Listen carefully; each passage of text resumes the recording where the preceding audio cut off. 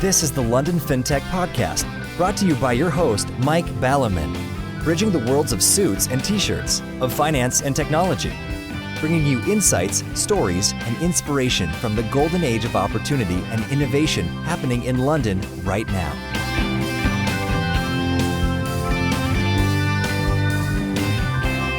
Hi, this is Mike Ballerman, and this is London Fintech Podcast, episode 48, and I'm delighted to welcome Ben Luckett, MD of Aviva Ventures, to dive into corporate venturing. What is corporate venturing, perchance, you ask? One definition is that it's a type of venture capital whereby a company is investing directly, without using an external VC, in a minority stake in another company.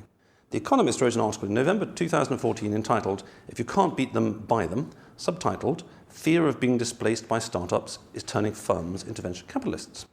Now, despite the non-stop bullshit/fluffy bunny propaganda about FS as a whole about to be eaten up by a few startups, right now that seems quite remote. No matter what the self-serving interests of big consulting firms might say, and I'm thinking here of one of the most prestigious that recently forecast that fintech will lead to banking profits falling by 60%. It seems to me there is minimal chance, for example, that Zopa and TransferWise are likely to eat Citigroup for lunch, and far more chance of the opposite. So in the fintech case, I simply don't believe where the Economist is coming from. However, I do think a more subtle and more accurate point is that within the large oligopolies that constitute either banking or insurance, if you're one of these firms, you simply don't want to lose out to one of your competitors stealing a march on you. Citigroup management aren't losing sleep over Zopa, say, but they would be more concerned if, say, JP Morgan hoovered up all the best sexy fintechs in London. For the company doing it, corporate venturing is a classic route to get exposed to innovation in a marketplace that's moving faster than a large corporate can easily replicate itself. The Economist article spoke about Intel's venturing, which had over 20 years invested in more than 1,300 companies in 56 countries. Set against that, the HBR points out that the median lifetime of a corporate venturing project is 1 year, so not all of them fly high in the sky. For the startup/scale-up, corporate venturing is a source of growth capital, but it can at best feel not like a type of venture capital funds, which can come with plenty of winces, as I see daily talking to Fintechs, but as a steadier, less profit-orientated perhaps source of funds. In the simplified model, a VC quotes only cares, unquotes, about profit maximization. On the other hand, as we shall hear, a corporate venturing funder is aiming at several objectives. Plenty to talk about, so let's get on with the show. Hi Ben, thanks for joining me on this rainy day today. Hi Mike, thank you very much. Good to be here. And it's even better because it's Easter coming up. I don't know whether you noticed, but the various Christian religions have agreed amongst themselves that Easter is going to be fixed in the calendar going forwards. So no longer are we going to be suffering Easter, which ranges from March to perhaps early May. However, on the timescales that religions operate, I think it's going to start in about 5 years' time, and I've forgotten when Easter will become. So what are your plans for this rainy Easter weekend? You mentioned big green eggs when I came in, but I have no idea what a big green egg is or what it has to do with your weekend. Well, Mike, a big green egg is, for want of a better phrase, an American barbecue. But actually it's when you go than inside? That. No, so it's a large ceramic barbecue on which you can smoke or roast various joints of meat. So I'm hoping, weather permitting, that I will be barbecuing over Easter weekend. I hope you've got a different weather forecast from me or somewhere I live far away. So is it like a Weber grill? Because I've got a Weber, which is Australian in origin. Was it a bigger Weber? Yeah, good question. So it's bigger, but in the same way it has a dome, yes, and it's actually, interestingly, egg-shaped, hence the big green egg. So hopefully some of the listeners will have heard of them. I think it's one of the best things to come out of the US in a long time. I see. So obviously you're a man with your finger on the pulse, which is quite good for the day job, because you've heard of all these things that the mainstream barbecuer like myself hasn't heard of. Not that I ever think investing in barbecue equipment in this country has got a great ROI. So in terms of your career, you've been a sort of company man for some time and had lots of solid backgrounds before you got into big green eggs and being in Hoxton Garage, where we are at the moment, which maybe you can tell us something about. So how did that journey all work? Yeah, so I started my career back in the 90s in consulting. So I worked for Anderson Consulting, which then became Accenture, and my focus then was on digital customer experience. So this was the early, I guess, iteration of fintech, where I was working with banks and a couple of insurers and working with them to understand how they develop e-commerce propositions. So I think this was what you called Internet 1.0. So we had a lot of technology expertise at Accenture. The banks knew they needed to do something with the internet as it was, and we sat somewhere in the middle in terms of the function I was in, helping translate customer demand, customer understanding, usability into e-commerce. So you really have seen it all before. I have. I joined someone last night, and they were at one of the big 4 UK banks, shall we say, and they'd been around in the 90s too. And in the 90s, the big scare story was e-commerce is going to destroy banking overnight. And so this particular bank said, we're going to set aside £500 million to, e-commerce our whole bank and all that kind of stuff. And, so they're busy starting to spend it, and the consultants getting very happy coming in and writing papers and all that kind of stuff. People like you did. In fact, if I'd mentioned the name, maybe you could say, oh yes, I was there. And anyway, before you know it, sort of the dot-com bubble, the Y2K hype, etc., all disappeared, and that rapidly went down the plug hole. So I think it's really useful having seen these things before, because you haven't got much grey hair, but you do have a beard. But the grey hair or no hair just goes round and round. Plus ça change, plus c'est la même chose. Each time it's different, but each time there are some themes, aren't there? Absolutely. And I do remember, and thank you for the beard-based compliment, it is obligatory in Hoxton, and yes, I can talk about where we are. But I do remember working for a bank who shall remain unnamed, around 2000, looking at a mobile stockbroking proposition. And in those days, the technology underlying mobile phones in terms of interactivity was called WAP. I don't know if you remember that, Mike. Yes, Wireless Access Protocol. Yes, very, very good. A very simple markup language. And we wanted to, or they wanted to build a mobile stockbroking, what would be now called an app. And it's interesting because it was generally very poor in terms of any usability or any features or functionalities, because we had to use one of those old Nokia phones. Do you remember the ones with the green handset which revealed the buttons as you pulled it down? But what was interesting, and you talk about things coming around, was that actually the predictions there were all around mobile commerce being the next big thing in terms of location-specific, time-dependent information like stockbroking. And although that never actually took off, the WAP-based protocols, what was interesting is that, fast forward 15 years, it's all about mobile, it's all about mobile commerce, it's all about location-specific, relevant, targeted mobile interaction. So, yeah, I have, I guess, seen it all before. So the interesting question, someone was saying to me the other day that the internet's had a rapid impact on finance, and I completely disagreed. And I thought the much more interesting question is, why has it taken sort of 20 years for Fintechs to emerge and all that kind of stuff? So you having been over these sort of waves on your surfboard, why do you think it's really taken 20 years to come home? That's a good question. I think there are a number of strands. There's obviously a big consumer adoption piece. So over that period of time, we've seen a much greater adoption of this technology, so people being comfortable with interacting. So obviously consumer adoption often drives innovation and the market for innovation and new businesses. So I remember when, I think it was HSBC first launched their online banking, I remember using it. You dialed up straight into the bank. There was some time before you actually went via an internet browser, for example.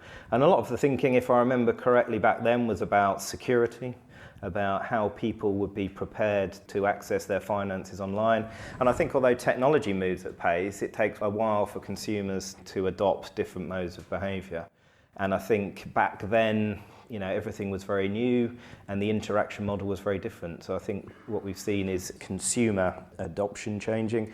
I think technology takes time to adapt and evolve. And actually, I think there's something more systemic or I guess cultural, in as much as I think the figure I saw recently was that almost 600,000 businesses started in the UK last year, which was a record. And actually, if I remember rightly, back then there was less, I guess, what you call entrepreneurism. Now, this may or may not be right, but this is how it felt. I think there were people who were expected to stay in jobs for longer.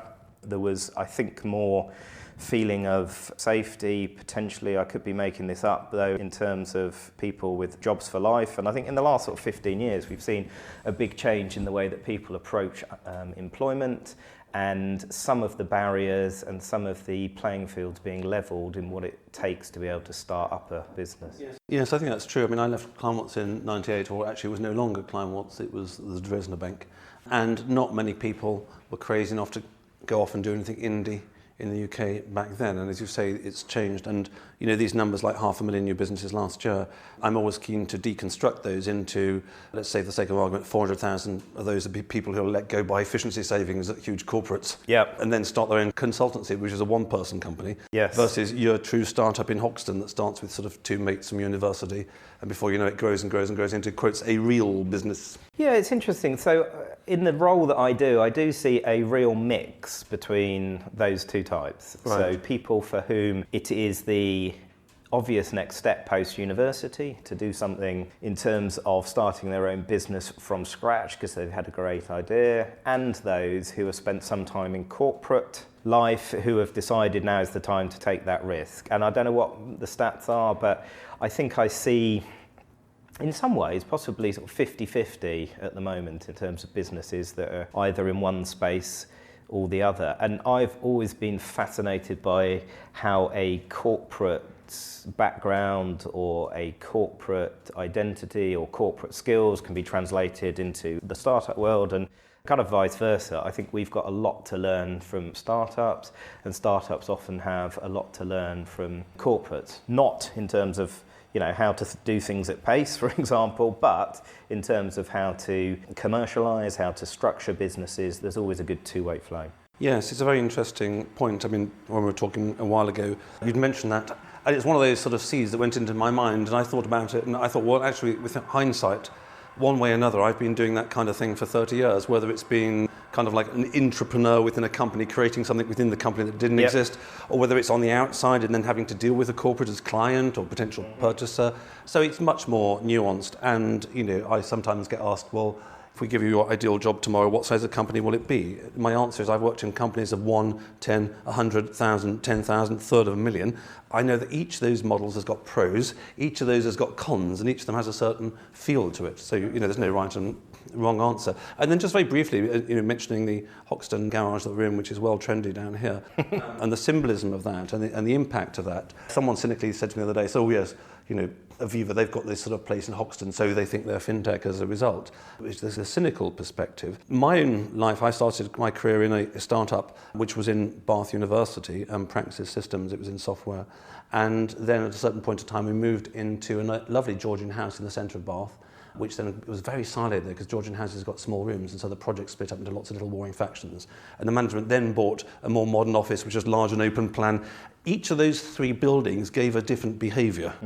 So I don't think it's, in part of it it's going to be symbolism being in Hoxton, but also I think part of it is it must, presumably, you're somebody who's been a company man for over 10 years, it must actually create a different vibe and therefore create different behaviours. Absolutely. So 2 points. So just picking up on that entrepreneurship. So actually, although I've worked in corporates for most of my career, it's often been within ventures within corporates. And the way that has been successful, i.e. getting stuff done differently and at pace, is to deliberately create a different environment. And there are lots of reasons for doing that. But when it comes down to it, this place in which we're sitting today, yes, there's obviously an iconic component to it, but more importantly for me, it's about creating an environment and conditions for greater creativity. And to be frank, if you sit in a lifeless office in the middle of the city, the environmental impact is noticeable in terms of how people decide to engage. The other thing that we've done is actually also recognise that we need to, bring in different types of people. So for example, our chief product designer, his last job was working on Call of Duty, the game which I'm sure you play in your spare time, Mike. And the other thing that we've done, and this is what this is all about, is placing ourselves, I guess, literally in the heart of the fintech community, because we recognise innovation cannot be done from a corporate perspective just by sticking people in a room and hoping they'll come up with great ideas. We need to collaborate, we need to engage, we need to get involved. And actually one great way of doing that is actually to physically locate yourself in the centre of the community you want to get involved with. Absolutely, and it's certainly much more fun coming here than, for example, if I got a meeting in Canary Wharf. So talking about engaging and getting involved, then, as I say, from the outset, it seems to me that there are two particular faces to the corporate venturing coin. The first is what's in it for the funder, and the other side is naturally what's in it for the fundee, the company that's being funded. So Just very briefly, because I think most people are relatively familiar with this, what's in it for the funder, be it Aviva or Barclays or any of these people that do corporate venturing? So for us, this is about what I like to refer to as the next phase of our innovation strategy. And Mike, it could have been us who talked about this before in terms of and you might even use this phrase, or corporate R&D. So for us as the funder, it is important that we understand and engage with, I guess, at the forefront of consumer and technology trends, and really have a deep insight and understanding of the impact that some of these trends and businesses will have on our business model going forward. So I know it's a cliche, and I know it's often talked about, this word of disruption, but we genuinely believe that there are some trends that will have a significant impact on our business model going forward. And by becoming an investor, one gets much closer to the market in terms of what I see and what the team sees around what's going on. In making investments in portfolio companies, we are looking to bring insight, opportunities, capability, technology, culture back into our core organisation to do two things really. One, challenge our business units in terms of their thinking, so they understand what's happening outside, because the temptation is always to look inwards. And secondly, hopefully accelerate some of our strategy and some of the things that we want to do by leveraging those investments, do things better, quicker, and I guess more customer and technology focused. So from my perspective, that's what's in it for us. Exactly, and just switching it around a little bit, it's a little bit strange that there sort of has been some sense in FS in recent years, certainly in London, of a kind of subliminal need to apologise by the sort of the large organisation, be it a bank or be it an insurance company, for doing this. Whereas actually, if you get out of the introverted sort of city perspective and look at pharmaceuticals or Toyota and Lexus or Intel, then actually it is much more par for the course in corporates in general to be doing this. Yep. So it's more than the anomaly that FS didn't do it, rather than, it's a bit strange that you're doing this now, Ben. Absolutely. It seems a very natural way of working. And, FS companies spend a lot of their time investing. And although for us this is not a different asset class, in as much as this is not about pure financial returns in any way, I think, yes, there's very much a natural fit with who we are and how we act as an organisation. And I think there are quite a lot of apologetics, and I'm unapologetic around how I think this will help accelerate our strategy. But obviously there is the other side of it in terms of why would a fintech or any startup be interested in corporate capital? Yes, well, let's come to that one in a minute. I'm just finishing off on the funder's perspective. As I mentioned before, typically if a company sticks money into an external VC's fund for something, it wants the return because that's all it gets. But then one of the advantages of corporate venturing for the corporate is that actually, as you were saying earlier, it can meet the multiple objectives. That all sounds wonderful until you're the MD of running something and you're supposed to stick the ball in 4 different nets at 4 ends of the pitch all at the same time. So what kind of multiple objectives are you going for? And just on a practical sort of management basis, how do you stick the ball in lots of different nets at the same time, as it were? That's a great question. So in terms of objectives, there are 4 key areas, which is helpful because you talked about four corners from my perspective. The first one is the insight that I talked about, and that is not just post-investment. This is about, as I said, being in the market and understanding the trends, the technologies, the business models that are emerging and developing. So that's one. Just to emphasise on that one, in case it's not obvious to you, it's obvious to you, but not just all of your colleagues who may be listening to this in future, but also other people at large organisations.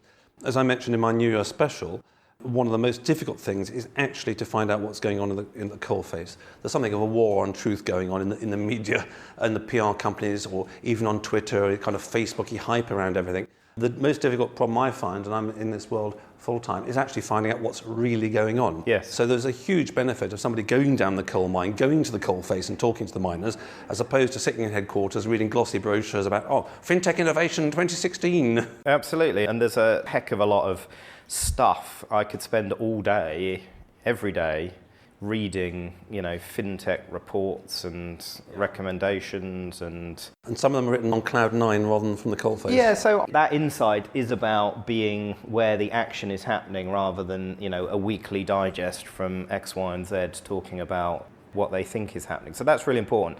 But it's all very well me and the team, and it's a small team, getting out there, but how do we then translate that into insight into the rest of the organisation? Because that's the objective we started with. Well, this is about how we then work with the business units across the organisation to facilitate, transfer that knowledge. So I spend a lot of my time, in essence, with others in business units who are effectively venture associates, for want of a better phrase, for whom I can then help deliver insight by either introducing them to people I've met, to running events. So last year we had a blockchain conference. So blockchain is something everyone's talking about, but it's going to be important for our industry. So I invited some of the startups I've met to come and present. There was some dialogue, etc., etc. So there's events, there's conversations. Some companies in whom I'm not going to invest, but I think they have great products and services. I feed into the relevant people in the business. So there's this constant stream out of what I do. And to be fair, a lot of the other teams in the digital garage who are also in this space of feeding back into the core organisation. So they've got that regular flow of insight and information as to what's really going on. Look, we're not going to cover everything. I don't pretend that we will, but actually that has benefits in of itself, that people understand the external landscape. Absolutely. I think anybody can understand just by hearing you talk about that there is an utter world of difference between that and sending around a weekly email. Absolutely, Mike. Anybody in fintech subscribes to a few weekly newsletters, and they're an incredibly useful service, and I try and make sure I read them as much as possible. And I wouldn't be without all of them, that's for sure. But that's kind of just like a starting sort of sketch, and then you sort of hone in. So that's the first goal that you're meeting. Yep. So just quickly going through the others. So there's obviously an element of financial return that we are looking for, but we don't have particular hurdle rates. So that's just worth saying, because this isn't a charity in that respect. We do look to make a return. So what are the other two? So one is about the cultural transfer and learnings, and what I'm keen to do, especially as we make investments, is actually to expose a greater number of our staff to what it's actually like to work in a startup. So most people in this organisation hear about innovation and startups but have no real insight, and actually putting people into the portfolio companies at the coalface to then transfer those learnings back to our organisation is an aspiration. Plus, if we make bigger investments, we'll put people on boards, for example. So there's a cultural transfer element. And then finally, and I think one of the areas that drives most value is I see my investments as creating strategic partnerships of the future. And although we only make minority investments and I'm not into exclusivity, what I do like to do, and I don't do deals contingent on this, but the expectation is that we will work with that portfolio business on proposition development, co-creation, test and learn, etc. So that relationship becomes more tangible, and we can, as an organisation and them as a portfolio company, jointly develop propositions, for want of a better phrase. Good. Okay, so I think that's all very clear, and to an extent we've almost preempted my second side of the coin, because the second side of the coin is kind of the mirror image in some of those, which is for one of your fundee, for one of your investee companies, what's kind of in it for them? And without just reiterating what you've just been saying in a different way, can you also say, where it's relevant and where it's not relevant? I mean, you're not the kind of person who goes around saying corporate venturing is the right answer for every fintech out there. And you certainly don't want to hear from every fintech out there, because your email box will be too deep. Yeah, absolutely, Mark. I think, so at a generic level, I think corporate capital is attractive because of that strategic return component. So we are not looking to beat up organisations or portfolio companies or startups on the financial return, and therefore I describe myself as founder friendly in terms of the way that we do deals.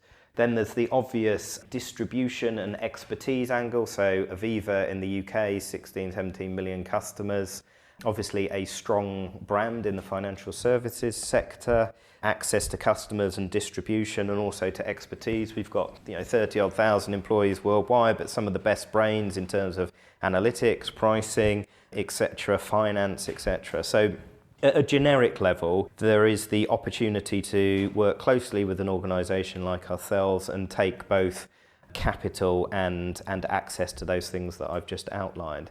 Then it's on a deal-by-deal basis as to how we bring additional benefits to the portfolio organisation. And that could be from networks and connections through to the test and learn that I talked about, through to seconding someone into the organisation, to a commercial arrangement in terms of products and services. And there's a whole gamut, and we've only been going 6 months, so I probably haven't explored those full opportunities with everyone, but there's certainly, on a deal-by-deal basis, an opportunity to explore what working with us looks like. And you're right, it's not for everyone.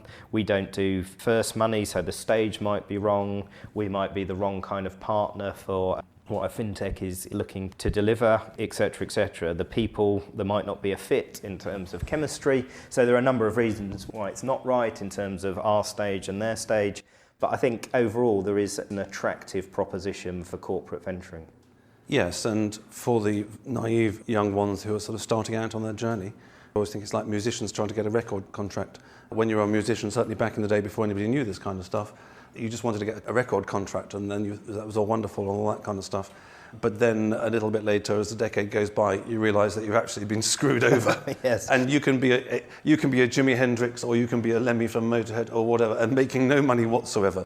And you think, okay, so I didn't just need a contract, I needed a good contract. Mm-hmm. And in the same way, there are lots of people in London founding tech businesses of all sorts, and what they think they need, and this is necessary but not sufficient, is money. I need money. I just need money for my stuff. But the danger with that is that if that's all you get, if you just get money, then depending on how lucky you have been, in a few years later, time down the road, you'll find out that the VC, or angel for that matter, you got the money from, gave you the money, and the money certainly worked, but actually, frankly, they're beating you up over the boardroom table every month, and you're rather wishing you hadn't done the deal. At the opposite end of the spectrum, there are, of course, VCs who are incredibly helpful and who make their portfolio companies work. And the same thing will apply in corporate venturing as well. I mean, maybe you don't have such extremes, but in terms of corporate accelerators, one of the disadvantages I'd heard about a corporate accelerator, this is generically in the tech space, not just in fintech, was that one of the problems of a corporate accelerator, let's try and pick an example. Let's say Intel's got an accelerator. I don't even know where it has, so I can't be commenting on theirs. You join Intel Accelerator, you don't do a deal with Intel, people look at you and go, yeah, so we didn't get on with Intel, they're a big, good company. If you couldn't get on with them, why should I bother looking at you? So there can be a sort of a taint, as it were, if you sort of bounce off the corporate venturing.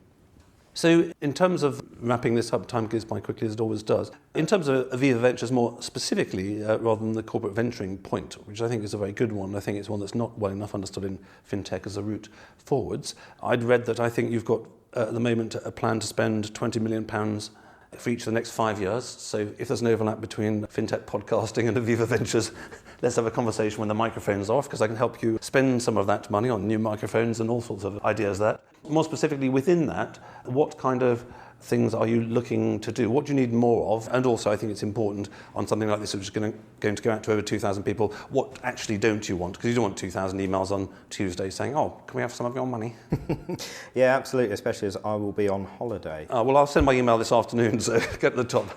And thanks for your kind offer, Mike, in terms of the investment opportunity. Yeah, let's talk post Mike going off. So what am I looking for? So we made a conscious decision to invest across a number of strategic themes that are not constricted by both our current strategy or the way that Aviva is set up. And I think that's the mistake you can easily make, is that I need to make investments in general insurance or health insurance, etc. And I'm deliberate in that for two reasons. One, because going forward, we as a business will orientate much more around the customer rather than our products. And secondly, if I'm looking to challenge thinking, I don't want to be constrained by current thinking. So I've got 4 strategic areas, none of which specifically say insurance technology anywhere in them. And I'm less interested in businesses that are doing what we do today better, by making us more efficient or just digitizing something, taking out an issue. I'm much more interested in those new businesses that are delivering something that's, I guess, radically different, that has a strategic alignment to what we do. So what do I mean by that? So let's take an example. My first strategic area in which I look to invest is IoT, so the Internet of Things, and people may not be surprised by that because that's a massive area for investment, but for us quite significantly, the future of things like the connected car, the connected home, connected health, etc. are very important because they do have the potential to completely shift the insurance paradigm. And just on that, for people who didn't hear the episode a couple of years ago talking about this, as I understand it, the point is that insurers can give you a better price if they know more about the characteristics of the asset that they're insuring. So, for example, if you've got a car and I've got to prove that I've never driven over 29 miles an hour, you might give me a different price from if you put a little thing in my car and you find out that I sometimes do 247 miles an hour in a 20-mile-an-hour zone. Which I'm sure you don't, Mike. Yes, so there are two elements. That's one part of it. So the data from devices such as the one to which you're referring, commonly known as telematics devices, is important for underwriting and better pricing. And that does drive competitive advantage. I'm as much interested in that as the world in which the connected world, at least the sensor-driven world, actually changes what we exist to do. So insurers take general insurance. What we do is we fix stuff when it's gone wrong. Taking your car example, it's easy to imagine a world in which most of those things don't happen because the technology and the sensors have got to a state where the crash you might have had going at 29 miles an hour just doesn't exist because technology prevents it. Take the home, an example of, a water leak is a good one. It is. I just had one a month ago. Oh, well, I hope it wasn't too disruptive, but for some of our customers it means moving out for a few months while we dry out the house and put it back to how it was. But in the world of sensor technology, some of those things will become ultimately preventable as we'll detect that leak as it happens rather than 6 weeks down the line. So I'm talking about a real shift in business models. That's quite an interesting idea because I did have a leak, but I mean, you've got these sort of nice wooden floorboards here, and as it's just before Easter, letting the mind fly away. If some company comes up with smart floorboards which have got embedded in them sensors saying when they're wet, then actually I would have found out about my leak before it had gone through the whole bloody floor. Absolutely. And it would have been better, I'm not insured with you guys, so it doesn't really matter, but were I to be insured with you guys, it would be better for you guys because actually you wouldn't be asked to pay out a huge sum of money because actually there was a 2-inch drop of water rather than the 2 feet puddle which went through the ceiling. And you've hit on it exactly, Mike, and afterwards we will talk about your insurances. Special price. Not appropriate now, but it's a win-win proposition. So for us, the claims cost is less, and for you, this disruption is less. So that is a very different world and is not that far away in my view. So IoT is a big one. For us, analytics is very important, and the two things are linked. So I'm particularly interested in AI and machine learning and the future of that world. And then the other two, just quickly, disruptive distribution, which is new models in distribution. So very interested in things like peer-to-peer.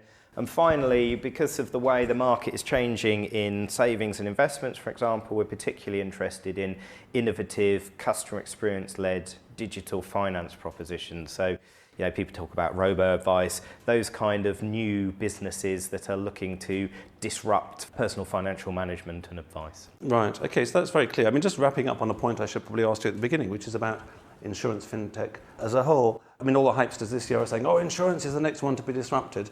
And most of these are written by people who don't really know very much about what they're talking about. And Stephen Mendel from Bought by Many was on about a year ago. And he and I had a very interesting conversation along the lines that, one, if you're setting up an insurance fintech, before you know it, the regulator will say, you're an insurance company. At which point, you just need to follow all the insurance regulations, have a whole ton of capital, which ain't that easy. So that sort of rather closes down that avenue. The second one that I'd understood about peer-to-peer insurance is that insurance, by and large, is something to do with large numbers. If I insure your car, and that's the only thing I insure, I either make a little bit of money from you all the time, or I suddenly go bankrupt when you ask me for the whole car. So that didn't particularly work. And then where Stephen's coming from more is more about sort of the distribution, or kind of, as it were, it may not like this phrase, but about being a new sexy broker, really. Yes, absolutely. Just finishing off on insurance fintech as a whole, is that roughly right, or is it changing? Or Mike, you're wonderfully well informed. Absolutely. That's because I speak to people who know something, you see. The complexity is often not understood in terms of both the underwriting and regulatory dynamic.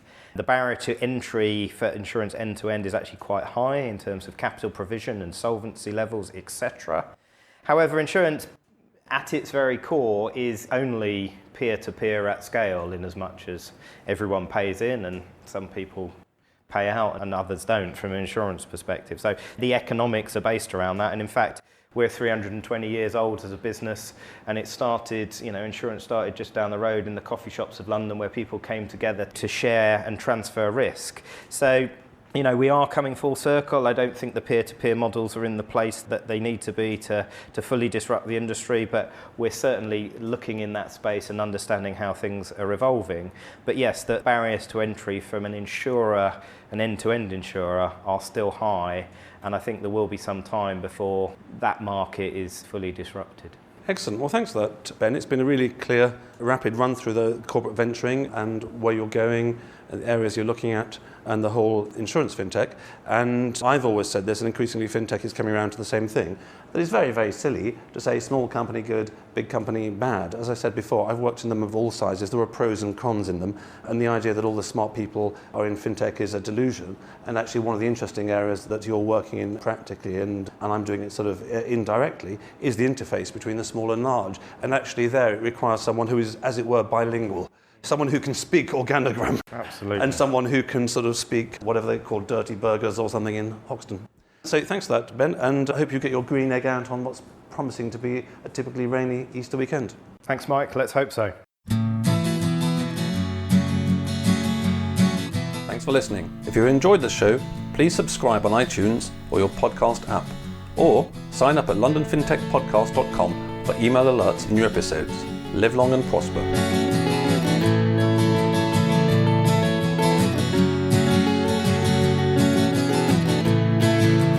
We could sit in a vendor all day, watching the firelight dance, watching the firelight dance.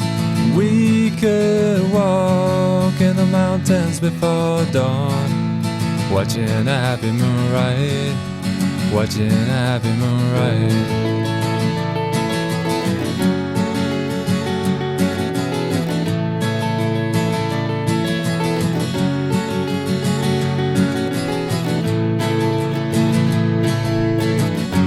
Come away from the city, with the tarmac so dead and the people so sad. Come away from the city, with the faces so grey, with the pain of the everyday.